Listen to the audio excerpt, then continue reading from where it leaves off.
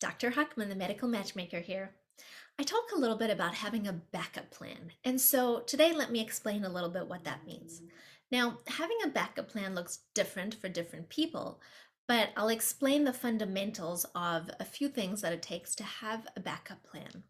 Now, what a backup plan is when you're employed or not, and you're happily employed or unhappily employed, let's face it, things happen. Something can happen to your company. Something can happen like, oh, I don't know, a gigantic pandemic where all the doctors get laid off in your company, or the practice closes, or you're replaced by another professional.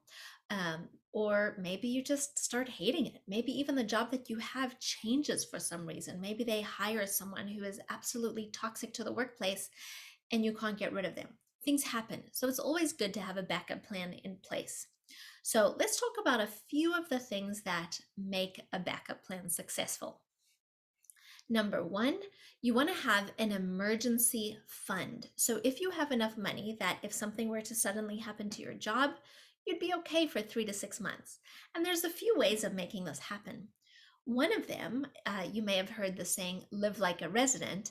That is absolutely true. And so, I started saving money actually in residency. And then when I left residency, I continued living like a resident, and that was wonderful because number one, it gave me the reserves that if I didn't have a job or something happened to my job, I had the freedom to walk away and be unscathed. And that was helpful. So I was living on when I was living on a resident salary, very frugal. I never really went out to expensive restaurants unless it was a special occasion. I didn't buy expensive purses or shoes or whatever it is people spend their money on. But a part of that is I don't need those things to be happy. And so, the things that make me happy are people, relationships, nature. So I'm very fortunate in that way. But it's certainly been good as far as financial freedom goes. And so we can make another video on financial freedom. Good idea, actually. So anyway, having enough money saved up really helps. So live like a resident as long as you can and as long as it's comfortable. Of course, if there are 12 of you squeezed into a one-bedroom house, you may want to get a bigger house. And you, of course, don't need to deprive yourself, but if you'll enjoy going to, a food truck just as much as you'll enjoy going to a super fancy restaurant, do that because those funds really come in handy. Maybe if you're in a really good school district, you can send your kids to a public school instead of a private school, or maybe you can move to a good school district. There's a lot of options.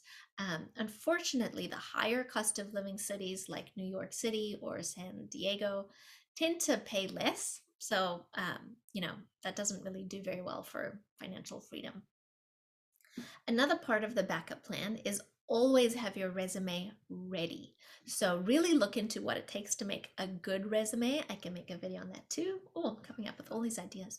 But yeah, have your resume ready so that if something happens, you are ready to send it out. Another part of a backup plan is to just always kind of think and daydream about what kind of practice you're happy in. What is it about the practice you're in now that you like? What is it that you don't like? Do you prefer to be employed where you don't have to make any of the financial decisions or the business decisions? And are you okay with that? And do you prefer that? Or do the decisions other people are making frustrate you and maybe you want to run the show and you want to start your own practice? So these are all things to think about when you're thinking about your backup plan. It of course means different things for different people. Think about you want to look at your finances and really go through your budget and how much you need. You want to go through a backup plan for maybe you can't afford the house you live in. What would you do in that instance? Would you sell your house? Would you pull money out of your savings? Would you live with family?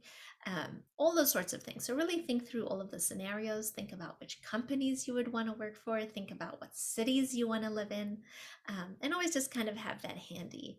If you feel like something is going awry in your company, or maybe you're not so happy there, it's never a bad idea to network with recruiters.